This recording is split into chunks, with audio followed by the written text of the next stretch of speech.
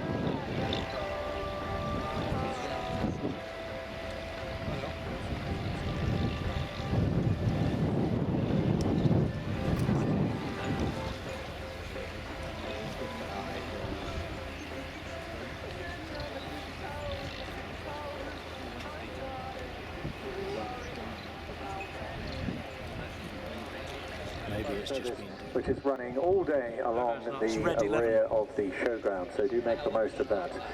if the weather does become very inclement, and actually it is an improving situation at the moment, so hopefully we'll have no need to use those rain caps that we may get available during the course of the day. And don't forget, we've got lots of volunteer Air to 2 crew here, and in their blue t-shirts, and here just to help you have an enjoyable day. We have Planes TV here, and they're recording both the DVD and Blu-ray, and also collating a 2-disc collector's edition for the official Royal International Air to 2 souvenir.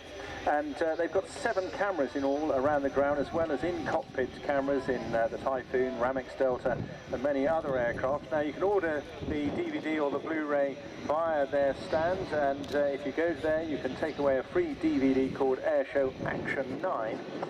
Or you can merely order online. Now the cost of the DVDs are £20, the Blu-ray is £25, the 2-disc collection.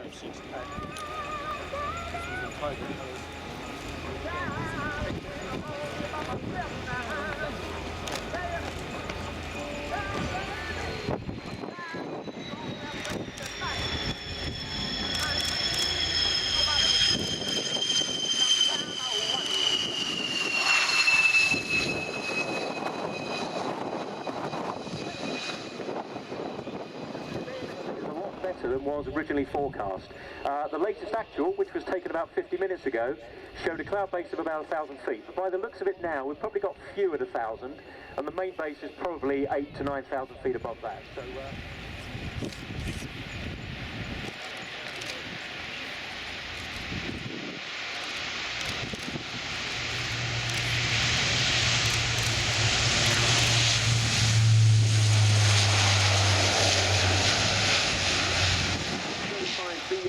of the Lockheed Martin F-35 Lightning II.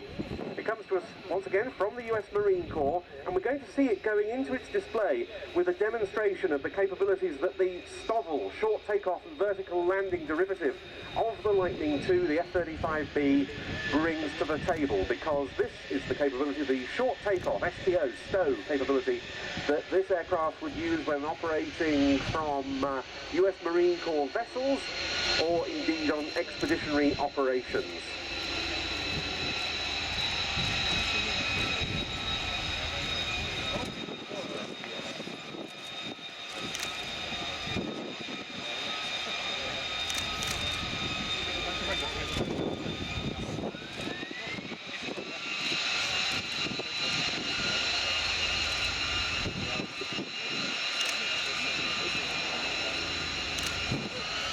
And there you can see on the F-35B evidence of the lift fan engine configuration of this variant as it rolls down the runway.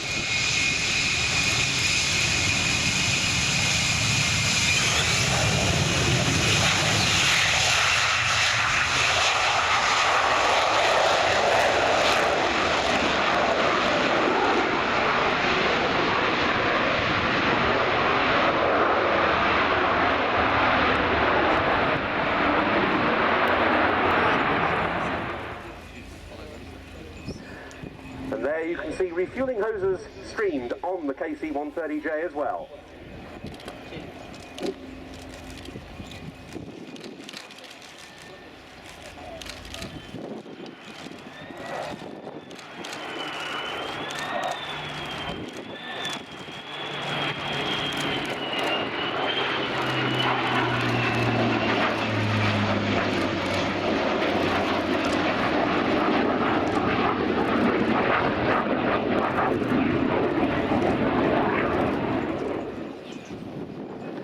Something you may have noticed there is the fact that the hoses were moving up and down quite erratically. What you need to remember is air-to-air refueling normally takes place above 5,000 feet, and the Hercules would probably refuel aircraft between 5,000 and 15,000 feet at about 210 to 240 knots. So the hose would be a bit more stable than you see there.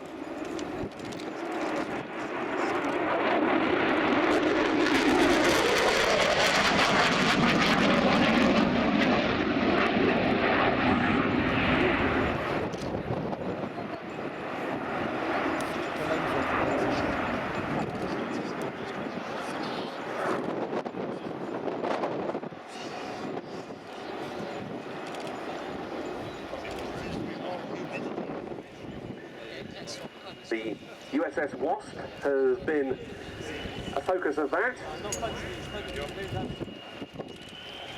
preparing the Marines for the day when they go on their first deployment with this very impressive jet.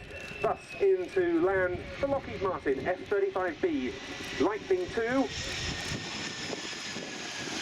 from VMF 18501 of the US Marine Corps, in the hands for...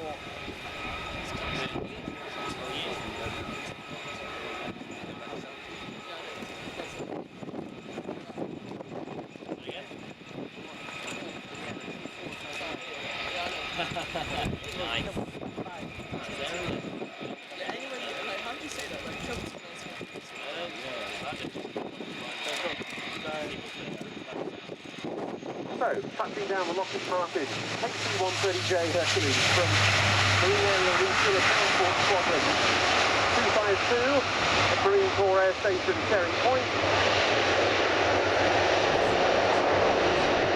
Today in the hands of Captain Alexander Walsh and First Lieutenant Quentin Biles. Here in UK skies is a real taster of what airshow is going to look like in the future. And it's a very advanced shape indeed.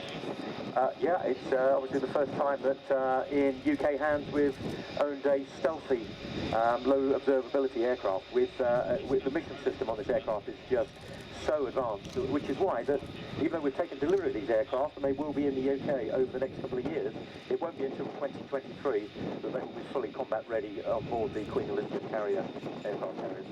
But initial operational capability scheduled for 2018? Absolutely, yes. Yeah.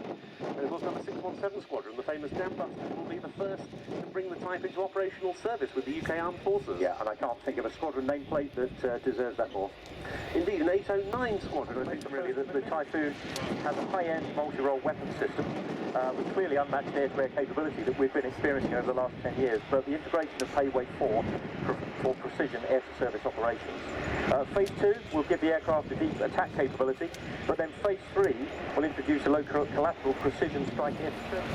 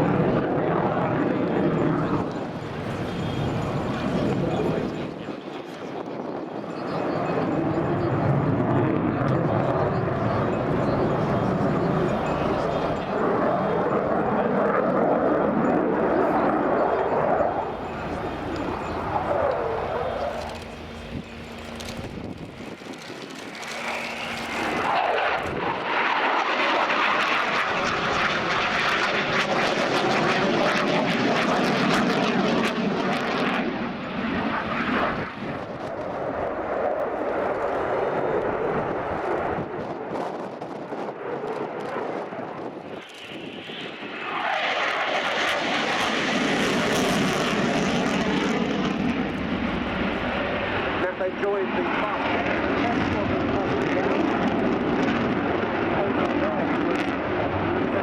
Force Base, Florida, with the US Air Force becoming one of its leading F-16 test pilots.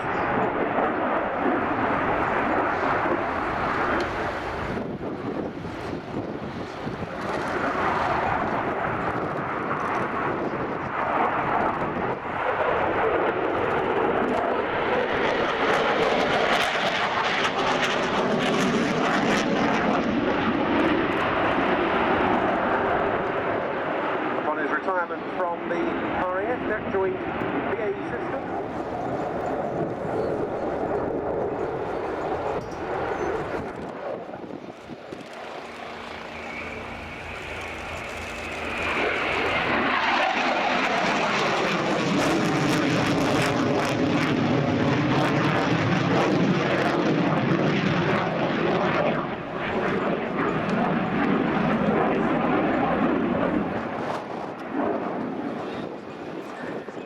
Adding to the 4 original Typhoon partner nations in the Eurofighter program, the UK, Germany, Italy and Spain.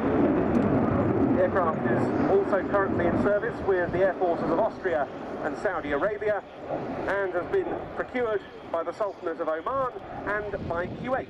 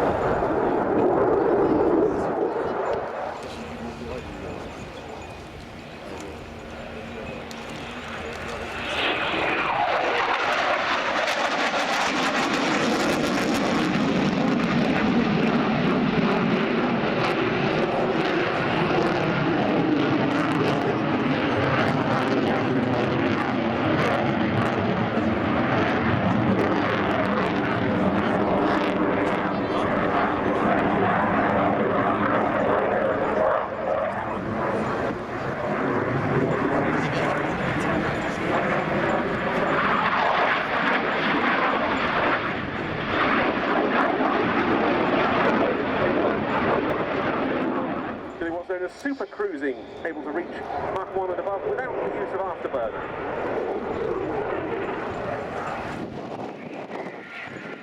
Undercarriage down now for a slow speed run.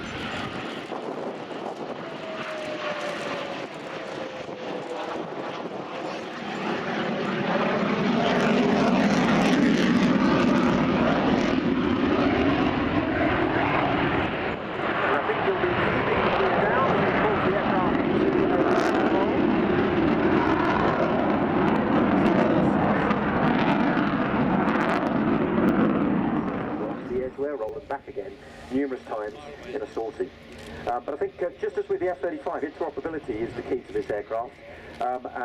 Once deployed on ops, it's the NATO or Eurofighter standard equipment that makes interoperability and the support of the aircraft that much easier. So rolling out and coming past at close quarters, giving you a very good view of the underwing stores in this. So we're getting the Boeing Chinook HC-4 from number 18 Squadron as RAF Odium into the air first. And then we'll get on with the A400 display before we bring the extra in.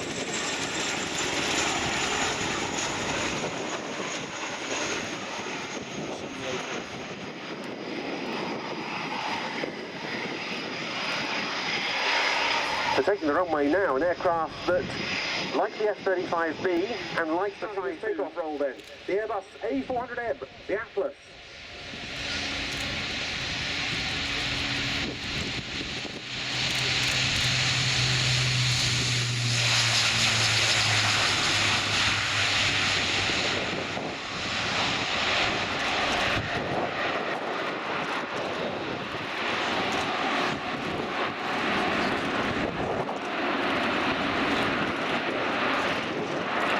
This aircraft just does things that a large aircraft of that size and weight should not be able to do.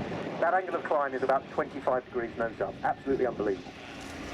The aircraft was named Atlas in a ceremony here at Fairford just before the 2012 Royal International Air Tattoo, and the first delivery of what's known as the Atlas C1 in RAF service was made to the fleet base at RAF Bry's Norton, not far from here, in November 2014, and Bry's mark a base that's undergone a huge amount of change in recent years. Yeah, absolutely. It's now an absolute world-class AT hub for the Royal Air Force in the UK, with 24, 30 and 47 squadrons operating the C-130J.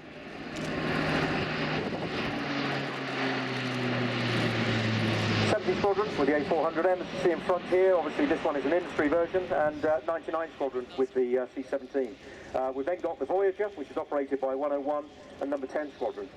Project Future Brides has now come to fruition with 3,500 people going in through that main gate on a daily basis. The first delivery of a production A400M was to the French Air Force in 2013, and the Turkish Air Force and the RAF now have the type in service also, as does the German Air Force. The Luftwaffe and the Royal Malaysian Air Force has received the type too. The French have already been using their A400Ms to support their operations in Mali.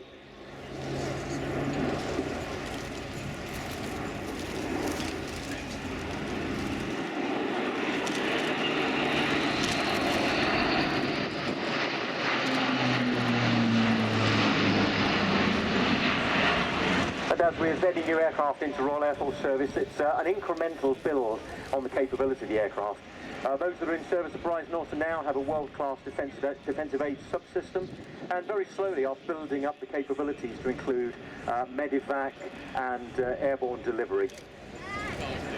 We're also building up the list of operating nations. The first Spanish Air Force aircraft has just been painted and should fly this month.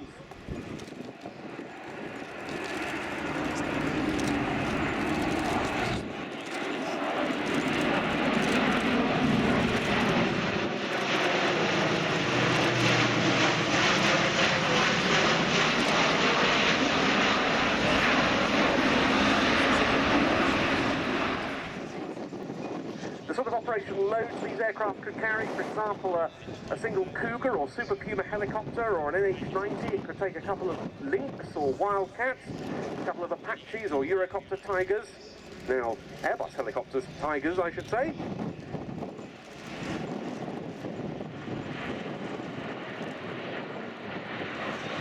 The aircraft is also capable of air-to-air refuelling if customers so desire, everything from helicopters to other large aircraft and fighters. And one of the things we see shown here is how this aircraft's fly-by-wire controls give it a very wide flight envelope, up to 120 degrees in roll, no limits in pitch, and the aircraft has a roll rate of some 35 degrees per second. And that 120 degree angle of bank in roll is something we should see demonstrated if the cloud base allows after the high-speed pass, which is coming up shortly.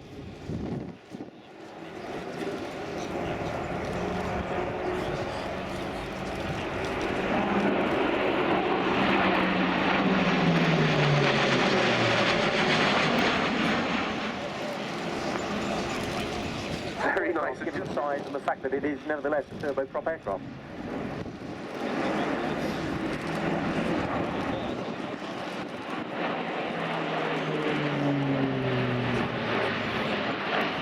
Because the A400M's a film star as well, because one of them appeared in Mission Impossible Rogue Nation, released last year and filmed at RAF Wittering, I believe, and I'm sure many of you will have seen Tom Cruise clinging to the side of one of these aircraft. Chief test pilot of what was then Airbus military, Ed Strongman. Ed was a delightful chap. He always enjoyed displaying at the Air Tattoo. He really set the tone for all the A400M demonstrations that followed. So, very sadly indeed, Ed died earlier this year, and so this display is dedicated to him. For Ed Strongman then, into land, the Airbus Defence and Space A400M, the Atlas.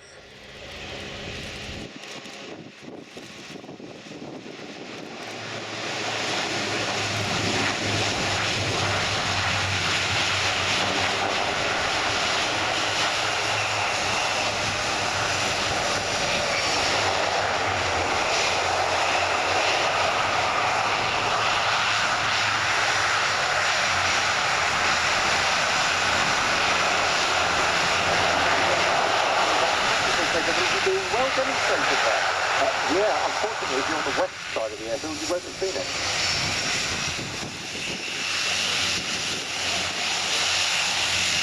The engine incidentally is called Hess's Eurofighter International PT400, about 11,000 staff horsepower. You can see the rear ramp lowered as the aircraft taxis past. Don't forget to go and get a close-up look at the RAF Atlas in the RAF village. Yeah, absolutely. The ramp will be down and the crew will welcome you on board. So go down hunting.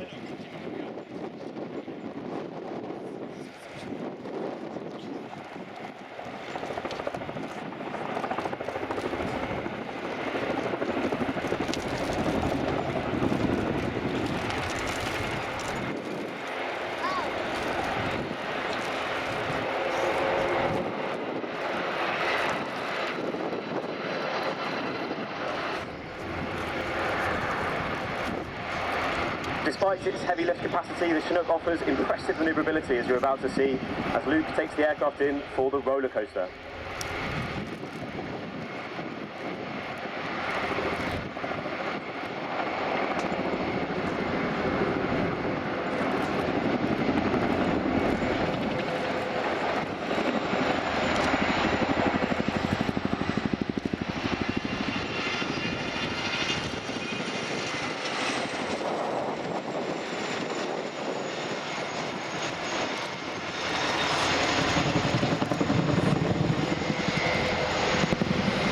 Setting up now for an offset wingover. Display captain this year, Flight Lieutenant Luke Huntley, who joined the RAF in 2003, spent 8 years on 27 Squadron and completed 8 tours in Afghanistan. He's now a qualified helicopter instructor on 18 Squadron, and he's demonstrated the manoeuvre that crews use to quickly change direction to 180 degrees. The Chinook is now synonymous with UK operations following a decade supporting our ground forces in Afghanistan. In particular, the medical emergency response teams operating from the Chinook are responsible for saving hundreds of military lives on the battlefield. Now running in from the right, Luke will carry out a wing over at Crowd.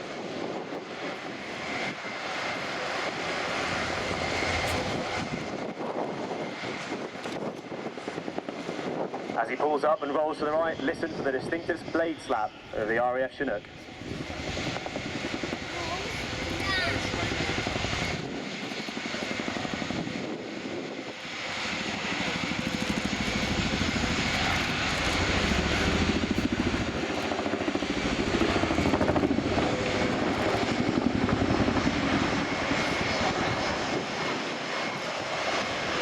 The aircraft being flown today, ZA-71.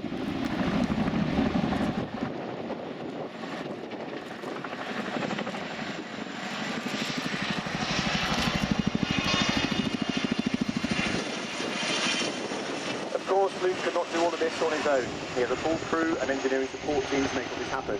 His co-pilot today, Flight Lieutenant Chris Dodd, joined the Air Force in 2006, arrived on the force in 2010, spent 5 tours in Afghanistan, as well as many exercises all over the world.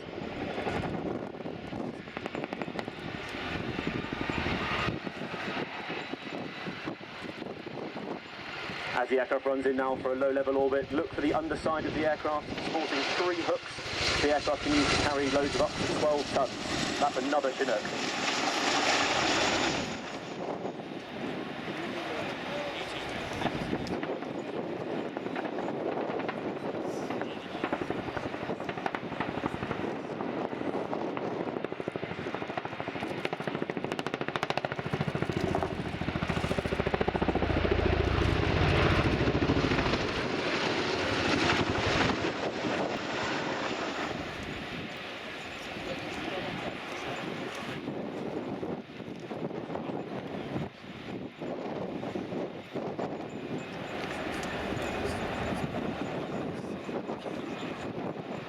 Now, ladies and gentlemen, I'd like to introduce the 3rd member of our crew today. In the cabin, Chinook crewman, Sergeant Greg Mugridge, joined the Air Force in 2009 as a weapons systems operator, spent 2 tours Afghanistan on Herrick, 1 on Octoral, and again multiple aircraft exercises across the world.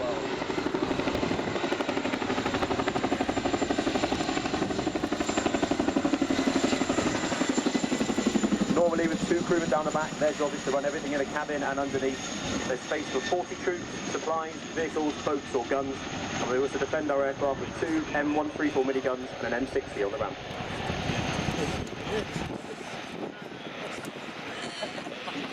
Luke will now demonstrate the power of the aircraft for pulling to 100% torque and climbing for the Gorni, a manoeuvre coined in Bosnia on Operation Grapple.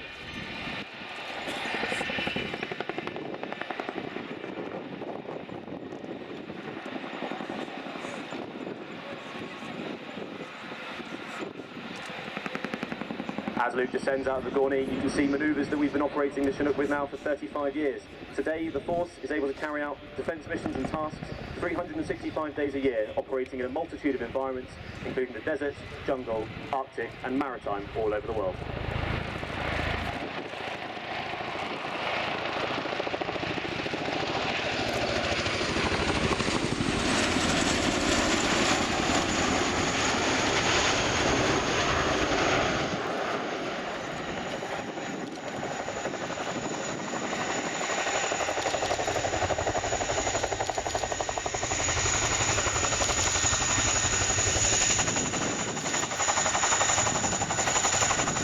However, unlike conventional aircraft, the Chinook can taxi and take off backwards.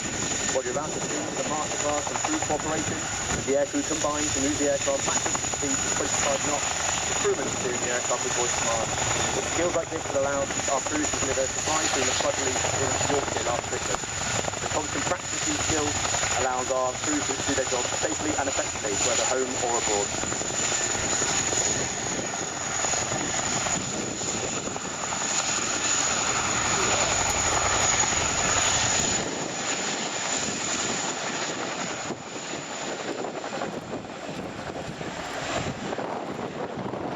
So ladies and gentlemen, that brings us to the end of our demonstration. It's been a privileged display at RIAT 2016, and we hope you enjoyed what the aircraft had to offer. Give the guys a wave, they'll be waving at you from the front.